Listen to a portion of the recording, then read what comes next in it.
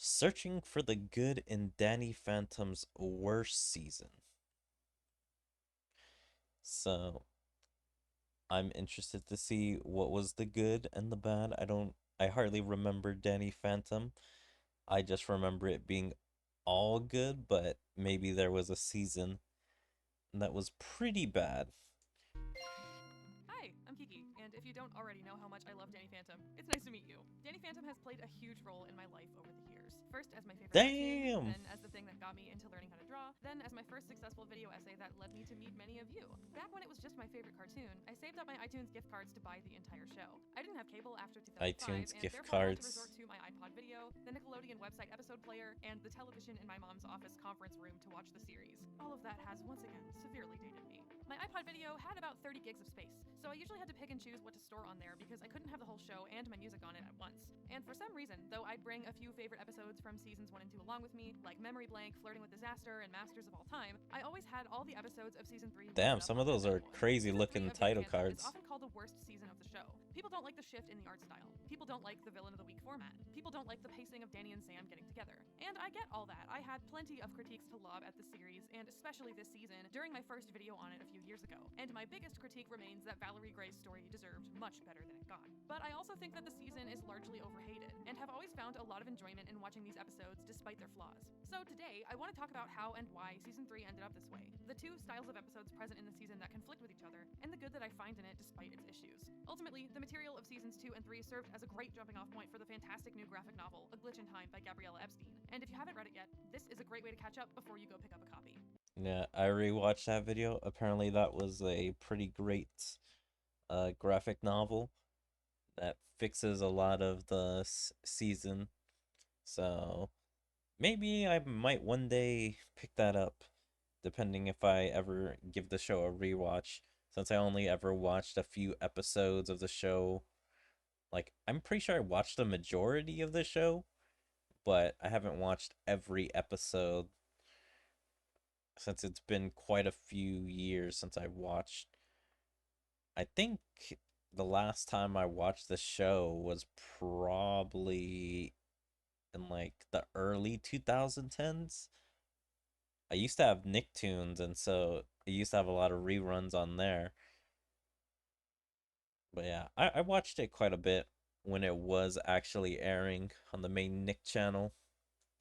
I've always believed the most special thing about Danny Phantom is the world building, which is so rich it's resulted in one of the most active and passionate fan bases of all time. The series' potential wasn't met, but the ghost of a fantastic serialization is there, and season 3 contributes plenty to that. So today, we're gonna dive into the final episodes of Danny Phantom and figure out what made them good. The first episode of season 3 is called Eye for an Eye. At the end of last season, Danny and his friends dealt with Vlad cloning him, Sam falling for a fuckboy, and Freakshow sending them on a Stay cross-country for a summer fuck adventure, boy. where we pick up to Hold Vlad on. cloning him, Sam falling for a fuckboy, and Freakshow sending them on a cross-country summer adventure, where we pick up to start the season, Freak the gang show. is back in school again, and Vlad has moved into town. While there were several episodes in seasons 1 and 2 that proposed character growth and deeper storylines, continuity or calling back to previous episodes was basically non-existent. The exception that comes to mind is Memory Blank, where Sam gives Danny the logo on his costume, and that stays for the rest of the series. I like the logo, but I theorize that it was added for marketing reasons. When you look at the ultimate enemy or reality trip, it's quite a shame that themes like Dark Danny and his parents accepting his secret identity were never referenced again. Rather than serializing, the show had a roster of around 30 villains, and would pull one or a handful in to create a problem for Danny and his friends to solve. It made for episodes that were fun and easy to throw on without needing to know the entire context of the show. And this was very common in the era when cable TV was the primary way of consuming cartoons. But it also made it hard to gauge how much time had passed, and what character growth was occurring. Eye for an Eye is memorable for the series of escalating pranks that Vlad and Danny play on each other, but to me, it's memorable for permanently changing the status quo of the series. Vlad campaigns for mayor of Amity Park and manipulates his way to winning the office, vowing to make Danny's life a relentless nightmare. And so begins an escalating rivalry that explodes in Phantom Planet. Whenever there's a draw, there's bound to be a rematch. That shot goes hard as fuck. Are you kidding me? It had me so hyped when I rewatched. So he said, when there's a draw, there's a rematch. Mm, I mean, I guess that does work, but also when there's a loss, there's probably also a rematch because someone's gonna be a sore loser.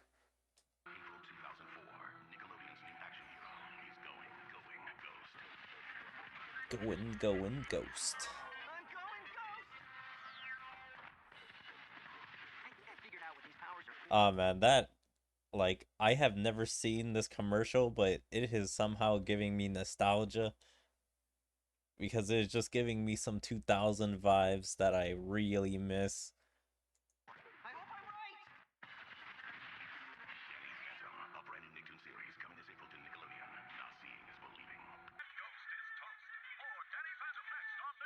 To me, it seems clear that the main problem with season 3 is that it didn't have enough time to tell its story. Normal season orders for the show were around 22 episodes, and it only got 13 due to cancellation. This is speculation on my part, but I think for a kids show in the 2000s attempting serialization, it was So, did this show have like what? 44 plus 13.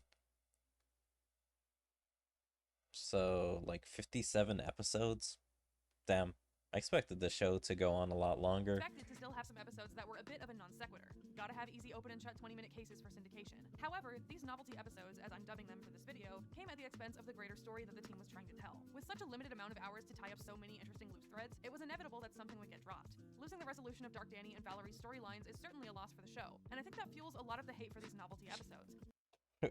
Who is robbing them? Such a limited amount of hours to tie up so many interesting loose threads, it was inevitable that something would get dropped. Was it Losing the Skulker? Like, who's the one demanding pay? Is certainly a loss for the show, and I think that fuels a lot of the hate. Even for these Danny novelty had to episodes, pay. because as episodes, they're actually pretty great. The episodes that I consider novelty are Girls' Night Out, Live and Large, Boxed Up Fury, Frightmare, and Claw the Wild. 4 out of 5 of these were written by one person, Kevin Sullivan, and I love the ways he played with the established world in each of them. All of his episodes are fun and memorable to me. Girls' Night Out highlights the fan-favorite female villains of the series and pits them against Sam, Maddie, and Jazz in a fun, gender-bending romp. Boxed Up Fury takes the Box Ghost, often the butt of jokes throughout the series, and makes him into a serious threat to the entire world when he opens Pandora's box. Frightmare gives us a peek into each of the main trio's psyche, has an absolutely gorgeous and super interesting villain design. I've always loved that his body is made of stars. And it also does a lot to push Danny and Sam's relationship forward, though it's not the focus of the episode. Claw of the Wild fulfills the obligatory Nickelodeon summer camp episode while playing with your expectations and giving us more Danny and Sam moments. It also has some of my favorite character art of the season. I think it does the blockier style better than the other episodes besides Phantom Planet. Looks While grown there are up here, I crumbs in each love of it. these that inform the larger story, and Girls' Night Out and Frightmare are some of my favorites of the entire series. With the exception of the Danny and Sam scenes in Frightmare, I think you could take out all of these and it wouldn't affect season 3 at all. There is one episode that I think rides the line between novelty Forever and Phantom. plot, and that's Forever Phantom. I'm happy to have Kuro the artist from the Ink Tank here to explain how and why. Love this guy. Makes great Ben 10 videos. And occasionally some other videos. But I like his Ben 10 stuff. Hey folks, Kuro the Artist here. I think the best part of Season 3 is playing with all of the established lore and characters from the previous 2 seasons. While it doesn't evolve the show in the same way as it has before, it still makes its own contributions to Danny Phantom's legacy that we can appreciate. And an episode I feel gets overlooked a lot is Forever Phantom. It's a fun episode about a new antagonist named Amorpho, who specializes in shapeshifting to look like anyone he sees. He's also proven to become those he's already mimicked, like a storage bank. This leads to a lot of what you'd expect. Humorous communication, awkward situations, but there's some good character stuff in there if you dig a little bit. Would you look at this nonsense? Danny Phantom saves kids. We're at the point in the series where Danny is seen as an actual superhero, and Amorpho, who's faceless, is jealous of the starstruck status Danny receives. So when Amorpho decides to impersonate Danny, he's forced to deal with all of that attention, and finds it's not what he thought it was. Danny's parents are hunting him down, and his fans in the media are incredibly overwhelming. Amorpho also impersonates Mr. Lancer for a bit in hopes to get the spotlight off of him, but now must also suffer the torment and disrespect Mr. Lancer receives from his students, and the damage impersonating Danny was already done. Amorpho can barely handle it for a few hours, which helps put into perspective how Danny probably feels about being Danny Phantom every day. Looks like I picked the wrong person to impersonate. Everyone is after you. You have no idea. It brings a lot of clarity to Danny's constant frustration with his powers and responsibilities throughout the show, and why he's so willing to give them up a handful of times. A lot of Season 3's humor doesn't really land for me, but this episode had some solid jokes. I'm him, the ghost who changed into you. Really? Awesome. Forever Phantom leans on the better side of Season 3. Those were actually some funny jokes. I just love it, just Tucker Danny's just like outfit. But of course, I mean his skin color, it's like and probably like face shape as well. And then Sam just taking the hair wig. Episode had some solid jokes. I'm him, the ghost who changed into you. Really? Awesome.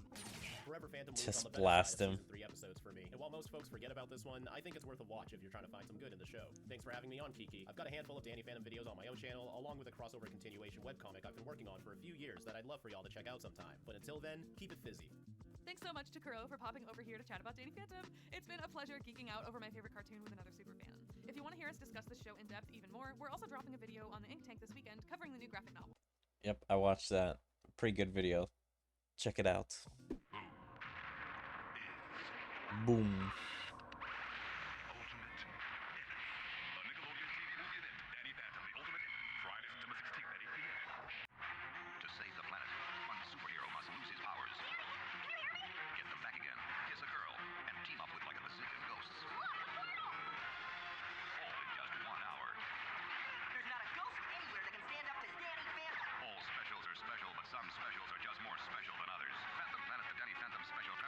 Okay, that's a cringy commercial.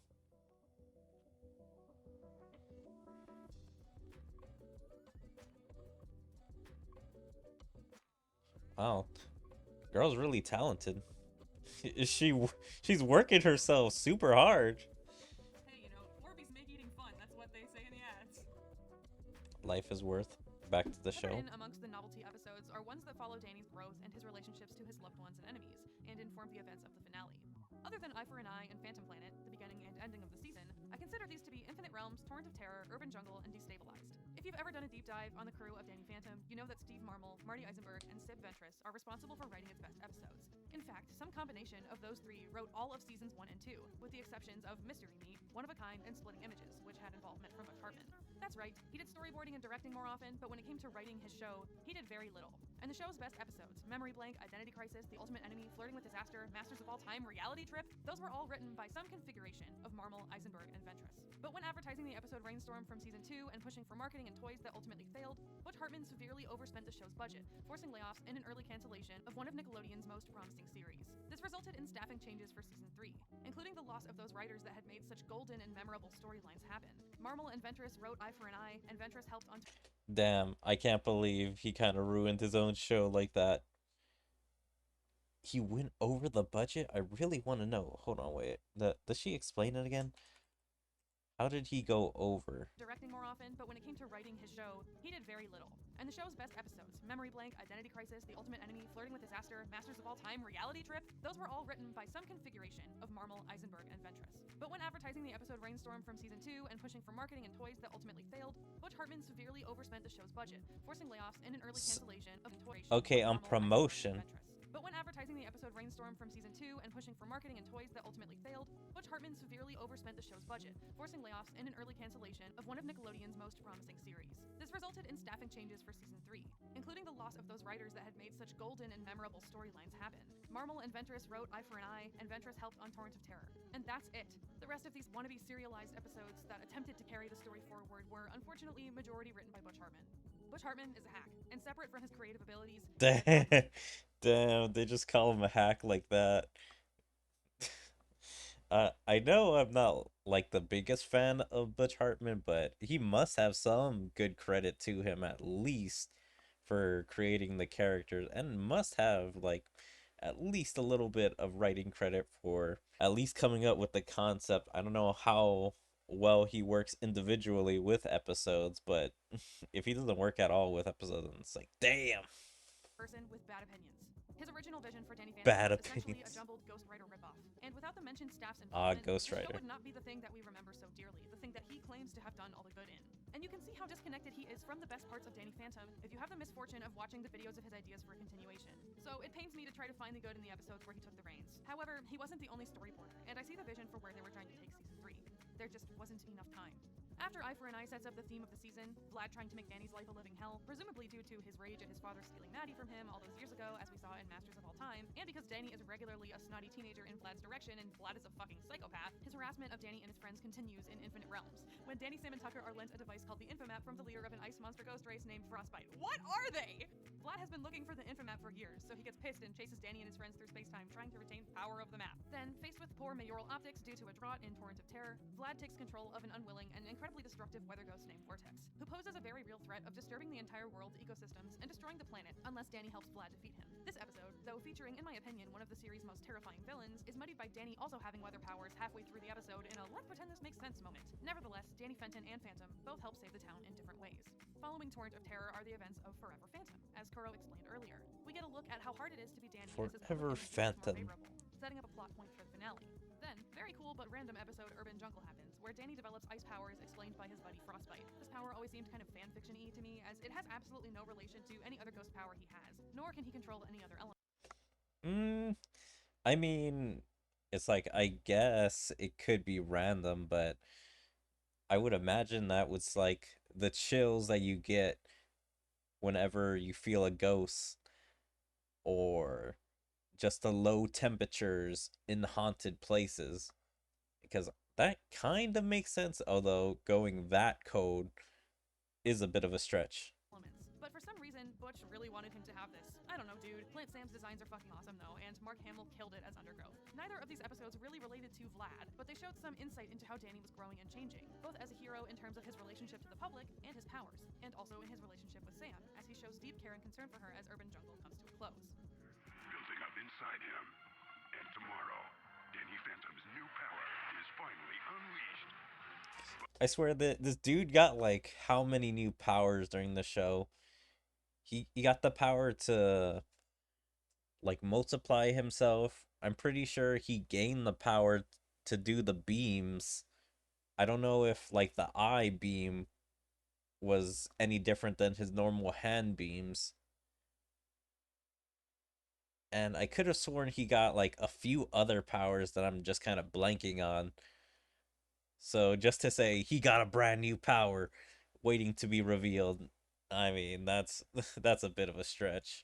But will it be enough to defeat a new enemy, save an overgrown world, and rescue his best friend? Sam? Join us, Danny. Phantom Freeze, a Danny Phantom TV event. Premiering tomorrow at 8. Phantom Only Freeze. on Nick. Then in his parents' lab, he was endowed with the powers of ghosts, so he can fly through walls, turn invisible, overshadow people's bodies, shoot energy blasts out of his hands. And he's not only going through his first year of high school as a freshman, he's also going through his first year of having his ghost powers. I'm talking about my powers, my problems. His best friends know his secret identity. Tucker, who's also 14, he's the wisecracker. Always ready to fight. And he's also kind of a tech geek. He has a lot of technical gadgets that he plays with. Sam is his female friend, his best friend, and she's a goth girl. And she's the Wednesday Addams of the show. Why can't they accept me for who I am? There's a character out there in the show that everybody can relate to. The world premiere of Danny Phantom, April 3rd at 9:30. Danny Phantom. Kids' Choice Awards. Not seeing is believing. Those story episodes that I just mentioned are followed by 4 novelty episodes in a row. Then we get to Destabilized. This is perhaps the best piece of the story in Season 3, as it brings back Danielle and Valerie storylines from Season 2 and attempts to give them some degree of a resolution. Shout out to Amy Keating-Rogers. This was the only episode she wrote for the show, and it demonstrates an excellent understanding of the world and characters. I've rewatched this one so many times. Danny has to help Danielle stabilize her DNA so she doesn't disintegrate, and Vlad sends Valerie to hunt Danielle so he can use her DNA to make better Danny clones. He's obsessed. Up to this point, Valerie has been manipulated by Vlad, but here she finally learns the truth about him being an evil ghost, and works with Danny Phantom to save Danielle. I love this episode. It's just so heartbreaking that this was the last one before Phantom Planet. Phantom Planet is a tragic mess of a finale, and I'll make a full video breaking it down someday before I throw in the towel on this YouTube stuff. But unlike most fans who absolutely hate it and deny its existence, I find it tragic because it doesn't have enough time to devote to any of its ideas. They were at the end of their rope with too much material to wrap up in one neat 50-minute episode. The thing I want to focus on from Phantom Planet today is Danny's relationship to his identity. We'd seen him desire to shirk his responsibilities as Danny Phantom multiple times in the show. In Identity Crisis, when he split himself in half to have fun. And again in Live and Large, when he used his family's temporary affluence as an excuse to stay home and do kid things, like playing video games and snacking all day. Any 16-year-old wouldn't be wrong to want a normal life when thrust into Danny's experiences. All things considered, he took an insane degree of responsibility on his shoulders from 14 years old. His family hunts his alter ego for fun, his city hates him though he constantly tries to keep them safe from ghosts, and he takes it on the chin while barely scraping by and being heavily bullied in school. When Master's Blasters make Danny Phantom obsolete in Master's Phantom Planet, after all he's Blasters. been through up to that point, all the torment and relentless misery inflicted on him by Vlad, it just makes sense that Danny loses his sense of self and throws in the towel. It makes sense that he breaks down and just wants to be a normal kid. And it makes sense that his best friend in the world sees him losing his way and tries to bring him back to reality. I used to find the storyline of Danny getting rid of his... I really did like that hairstyle. Like him having the one white streak. It's like unfortunate that wasn't even a kept design. At least as far as I've seen in the graphic novel. Or like whatever continuation. Because I think that's just kind of badass. powers cheap and random, but now I find it incredibly insightful and interesting to Danny's mental state and his relationships to those around him. I just wish it had been in its own episode, instead of shoehorned in before a save the world from imminent doom plot. Also, Danny and Sam are my favorite ship, and this kiss and their speeches to each other were iconic. Absolutely iconic. Between all the superhero tropes, goofy puns, and villains of the week, Danny Phantom has the propensity to be shockingly dark and psychological for a kid's cartoon. It's about a young boy who becomes a young man against his will and before he's ready. It's about accepting responsibility when no one else will. It's about protecting the people you love, shedding your fears, and becoming who you're meant to be. And even though it didn't do everything right, I don't think the show would have realized this as fully without Season 3. I'll always be grateful for Danny Phantom, flaws and highlights and missed potential and all. And I'll never let myself be embarrassed for loving it again, because the impact it left on my life changed my path forever. My entire journey and career as a creative designer began with learning how to draw that ghost boy when I was 10. And as Danny and Sam say to each other as the series comes to a close, I wouldn't change it for the world. Not one bit. If you need me, I'll be curled up on the couch, rocking my Danny Phantom pajama pants, rereading the graphic novel, and having the absolute best week with my inner child. Love you guys. Thanks for being here. Damn. That was a pretty great video. I enjoyed that to see a little recap on the worst season. Now, I'm pretty sure she didn't cover every episode, but it was pretty good to at least see the majority of them. See what's good, what's bad, and like why is there so many problems with the season. But yeah, you guys should probably watch her videos or at least watch this video. Probably give her a subscribe, a like, stuff like that. But yeah, I hope you guys enjoyed the video. If you guys did, please make sure to follow me on all my social medias, like my Twitter, my Twitch, my YouTube, my DLive, my TikTok, my Kick, my Rumble, my Odyssey, my Daily Motion. Check out my second YouTube channel. Make sure to like and comment on all my videos. And even join my Discord. There you can stay up to date with everything I choose to do, where's my streams, videos, or anything else. But yeah, I hope to see you guys next time. Bye.